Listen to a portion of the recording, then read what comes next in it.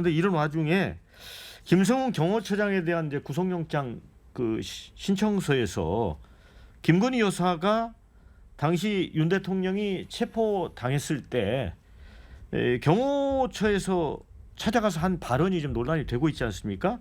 총안 쏘고 뭐 했나? 이런 발언. 호 대변인 이건 어떻게 보세요? 그 부분이 이제 그 뭐 녹음 파일에 그 보고하는 내용이 그런 뭐 전화 포렌식에서 나왔다고.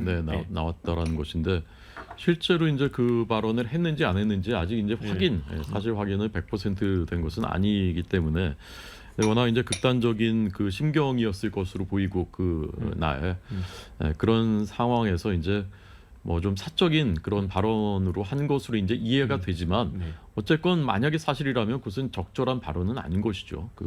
그런 영향을 미칠 수 있는 그 경호처 직원들한테 그렇게 얘기를 했다면 그것은 바람직하지 않은 발언이라고 생각합니다.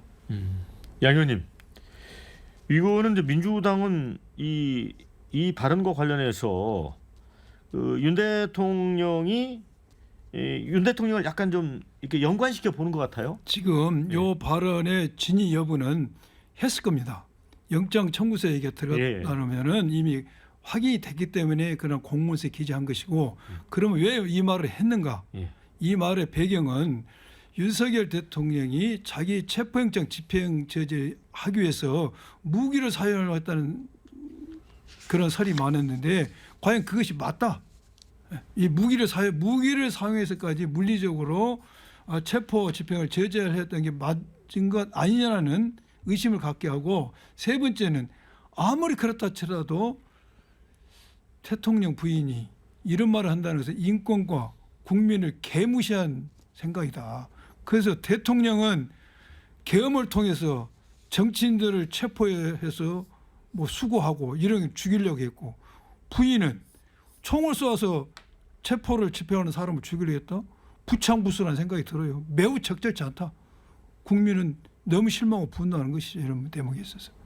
대통령이 정치인을 체포해서 죽이려고 했다라는 그 말씀은 그건 공소사실에도 없는 그냥 그 뇌피셜인 것 같습니다. 네. 자, 그런데 이제 김건희 여사 상설 특검이 그 핵심 내용이 양분 의원님 뭡니까? 이 마약 수사 외압 이게 핵심인가요? 네, 김건희 여사 특검법이 김건희 여사 상설 특검은 11개 범죄 사유가 있고, 마약 수사 외압 특검법은 김건희나 이름은 등장하지 않습니다. 그러나 말레이시아 조직에 기반을 뒀던 국제 마약 조직에 대해서 밀반입 과정에서 인천세관이 개입된 정황을 찾고 영등포에서 수사를 하려고 했는데 용산이 관여돼서 수사를 못했는데 그 진위를 밝히자는 게 이제 특검법이지 않습니까? 근데 이 특검법에 대해서는 지금 국힘 쪽에서 거부권 행사를 앞으로 이제 제의할 것이고, 또 여기에 대해서 여러 가지 문제점을 지금 지적하고 있는 게, 첫째는 너무 특검의 범위가 명확하지 않다. 11개나 죄가 된다. 그런데 이 부분은 일부 언론에서 나온 것처럼 우리를 탓할 게 아니고 김건희 여사가 그렇게 많은 비위에 관여된 게 문제가 되는 것이지 우리 문제가 아니고, 두 번째는 이제 문제가 특검 후보자 추천 의뢰입니다. 상설 특검은 특검 후보자 추천 내가 구성되면 거기에 특검 후보 추천을 의뢰를 하고 거기서 2명을 뽑아서 대통령이 이렇게 추천하면 대통령이 이제 지명을 하는 과정인데 특검 후보자 추천회가 이제 굉장히 쟁점이 되고 있어요. 원래 상설 특검 후보자 추천회는 상수가 법원 행정처장, 대한변협회장, 법무부 차관이 들어갑니다. 3명에 4명은 여당 2, 야당 2이 됩니다. 그러니까 이것은 원래도 찌그러진 운동장이에요. 그래서 기본적으로 3명, 상수 3명에서 2명은 정부 편입니다. 대한변협까지 들어가면 3명이 정부 편이고, 그에 여당이 2명 들어가면은 4대2, 심하면 5대2의 운동장입니다. 그런 상황이기 때문에 상설 특검법은 객관성이 좀 떨어진 면이 있죠. 그런 상황에서 이번은 플러스 어떤 상황이었습니까?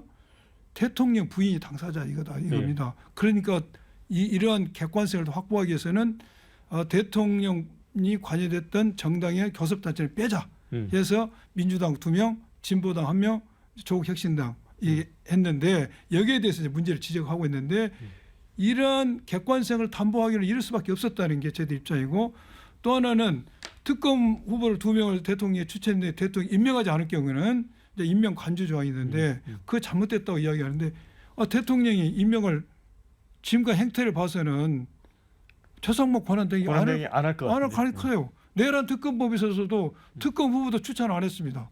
그래서 어쩔 수 없이 이걸 넣었다는 생각이 들어요. 네. 예. 홀석 대변인. 네. 또 이제 국민의힘 입장에서 보면 민주당이 김건희 여사 문제를 좀 이슈화한다 이렇게 보는 것 같아요.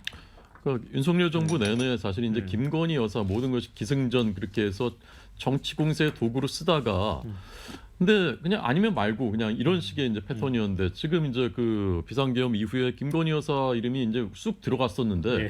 갑자기 이제 지금 국면이 바뀌는 것 같으니까 이제 다시 이제 또 나오는 것이거든요. 근데 사실은 거기에 이번에 특검 법안에도 들어간 양평고속도로 특혜 뭐 임성근 구명로비 이런 것들은 벌써 1년, 2년이 지났습니다. 만약에 뭔가 정말 실체가 있다면 어떤 증인이 나왔든지 증언이 있었든지 조그만 단서라도 나왔을 겁니다. 그러면 민주당이 가만히 있지 않았을 것입니다. 근데 사실상 이미 결론이 내려진 것인데 이제 또 다시 꺼내 드는 것이죠. 그리고 이제 그 마약 관련해서는요. 그 내용은 그 말레이시아 조직원들이 나중에 잡힌 다음에 자기들 세관에 그냥 무사 통과했고 뭐 택시까지 태워줬다. 그러면 이제 세관원들을 지목했다는 거예요. 예. 근데 이제 세관의 입장은 그런 겁니다. 아니 그때 그 지목됐었던 그 사람들은 그날 비번이어서 나오지도 않았답니다. 예. 그리고 그때 이제 다 마스크 쓰고 근무할 때인데 예. 8개월이 지나서 그 말레이시아 조직원들이 이 사람이라고 지목했다는 게 그게 신빙성이 있느냐? 그건 마약 그 범죄자들이 늘 하는 수법이다라는 것이에요. 그래서 이제 그 수사 당국에서 그 부분을 이제 브리핑을 할 때 그걸 넣느냐. 근데 나중에 이제 빠졌거든요. 근데 빠진 것이 이제 외압이다라고 이제 그 담당자는 주장하는 것인데 경찰 내부에서는 그거는 빼는 게 맞다라는 의견이 공감대가 훨씬 더 크다는 것입니다.